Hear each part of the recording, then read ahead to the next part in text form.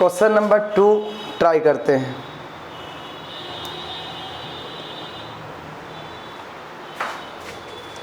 ये question number 1 जो हम पिछले देख चुके हैं। अब क्वेश्चन नंबर 2 देखिए। क्वेश्चन नंबर 2 में क्या है, ए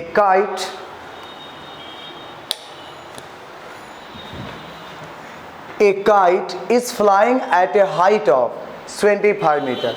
देखो सब लोगों ने पतंग उड़ा कर रखा है, बचपन में उड़ाया, लेकिन पतंग उड़ाया तो पतंग कभी भी हमारा वर्टिकली अपवर्ड नहीं दिखेगा, वो हमें स्लैंट दिखेगा, तिरछे दिखता है। तो जैसे ही तिरछे दिखता है वही तरीके हम यहाँ पर भी अप्लाई करेंगे। तो जैसे बोले एक kite is flying at a height of 25 metre. Suppose ये है काइट, ये वाला क्या है, काइट मान के चलना है। काइट को चलो हम लोग यहाँ पर के मानते हैं। कितना मीटर की हाइट पे है, तो हम यहाँ से देख रहे थे कि ये 25 मीटर हाइट पर है। कितना पर ये 25 मीटर हाइट पर, हम इसे लिख लिए। From the level of ground attach to a string ऐसे अटैच्ड किया गया है जिसका इंक्लाइन 60 डिग्री है, लेकिन किससे, हॉरिजेंटल से। तो बताओ ये है काइट और ये हॉरिजेंटल, तो इसका जो आएगा ये हमारा इस प्रकार से आना चाहिए। जब भी आएगा तो इसका स्ट्रिंग इस प्रकार से आएगा, और ये स्ट्रिंग जो है कितना डिग्री बनाएगा, तो ये आप बनाएगा हमको 60 डिग्री। जैसे जहाँ पर बोला गया हम लिख दिए। तो पूछा गया find the length of string, तो स्ट्रिंग ये वाला है कि ये, तो ये तो हाइट को बता रहा था, और जब भी हम काइट उड़ाते हैं तो तिरछा उड़ाते हैं, तो ये वाला लेंथ पूछा गया इसको, यानी ये लेंथ कितना होगा। Assuming that there is no slack in it, यानी इसमें जो स्ट्रिंग है एकदम टाइट है, इसमें कोई लूज नहीं है, स्लैक नहीं किया है। स्लैक का मतलब होता है लूज हो जा रहा, लूज नहीं हुआ है, ये क्या है, टाइट है, ये मान के चलना है। तो इसका हमको क्या चाहिए, इन लेंथ। तो बताओ एंगल का सामने वाला परपेंडिकुलर, यानी हमको परपेंडिकुलर दे दिया 25 मीटर। 90 के सामने वाला होता है हाइपोटेनस, यानी h हमें निकालना है वाट। अब एंगल तो दिया, तो बताओ P और H, साइन में, कॉस में, टेन में। तो देखते हैं, तो ये साइन का फॉर्मूला होता है P/H।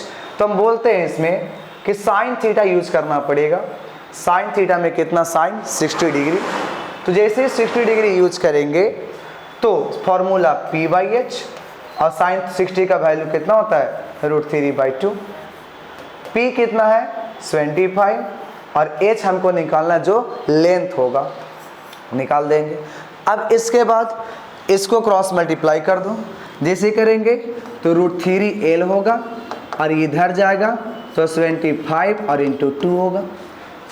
अब √3 को नीचे ले आते हैं तो L बचेगा 25 और इंटू 2 और डिवाइडेड बाय √3।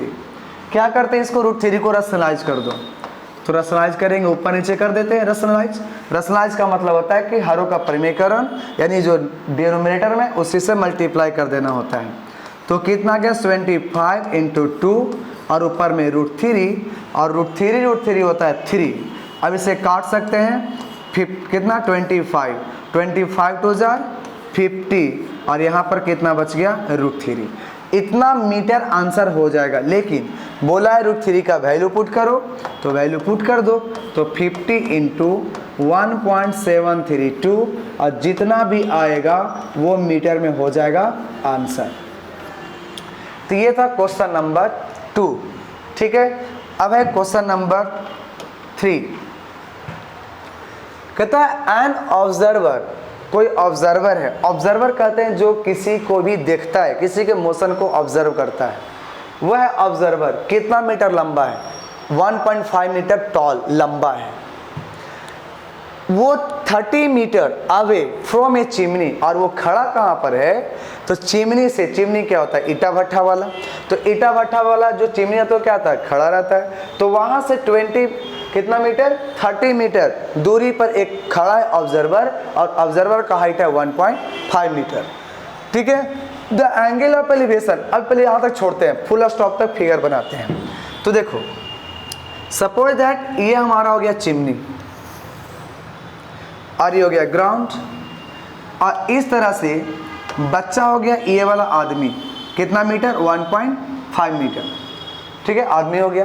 अब उसके बाद देखो the angle of elevation of top of chimney, तो टॉप ऑफ चिमनी तो ये होगा, ये इसका एंगल ऑफ एलिवेशन किसको से, इसका आई से, तो आई नीचे होगा कि ऊपर होगा, तो ये बेसिकली ऊपर में होगा। मतलब सी और आई में कोई फर्क है, इतना नेगलेक्ट करके चलेंगे। तो इसका एंगल ऑफ एलिवेशन जो लेंगे वो हम लेंगे इसके आई से, यानी इसके 1.5 के टॉप से ले लेंगे। कितना डिग्री बोला, तो यहाँ से ये बोल रहा है कि 60 डिग्री है, लिख देंगे। कहता है उसके बाद कि जब इतना है उसके बाद find the height of chimney, यानी कि जिसको हम मान लो ऐसे ड्रॉ करते हैं तो हमें हाइट पूछा गया यहाँ से यहाँ तक, ये वाला एच कितना होगा।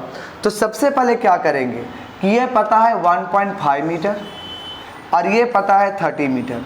तो एक काम करें, इस वाले ट्रायंगल में चलते हैं और इस ट्रायंगल में ये जो बेस होगा वो हमारा होगा ये वाला 30 मीटर के बराबर। यानी सोचो चाहिए अब ये वाला, क्यों, ये जितना उतना ही ये होगा, यानी 1.5 पता है, अगर इतना निकल जाए और उसमें 1.5 ऐड कर देंगे तो टोटल हाइट हमें चिमनी का आ जाएगा। तो बताओ दिया हुआ क्या है, एंगल के सामने वाला परपेंडिकुलर, यही तो पूछा गया कि फाइंड आउट करो व्हाट, और बेस दिया हुआ है तो P फाइंड आउट और बेस 30 मीटर किस में होता है, ये तो होता है tan में। तो यहाँ पर लिख देंगे tan कितना डिग्री बोला, 60, लिख दो। फॉर्मूला P/B लिख देंगे।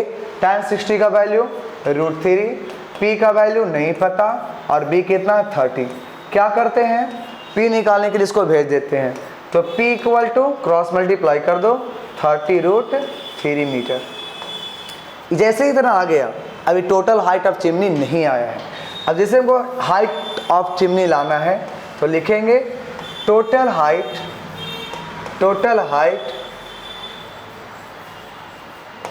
ऑफ चिमनी कितना होगा, तो होगा तो यहाँ से यहाँ तक पूरा, तो यानी कितना 1.5 और P, यानी होगा P और प्लस 1.5। क्या करेंगे, P का वैल्यू 30√3 प्लस 1.5।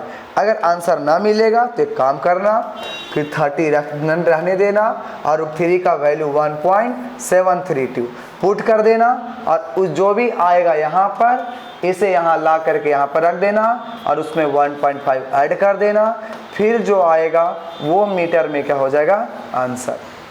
तो यहाँ पर हमको क्वेश्चन नंबर कितना हो गया, ये 3। तो हमने देखा 1, 2 और देखे 3। अब देखेंगे नेक्स्ट क्वेश्चन में। तो यहाँ तक किसी को कोई प्रॉब्लम तो नहीं है।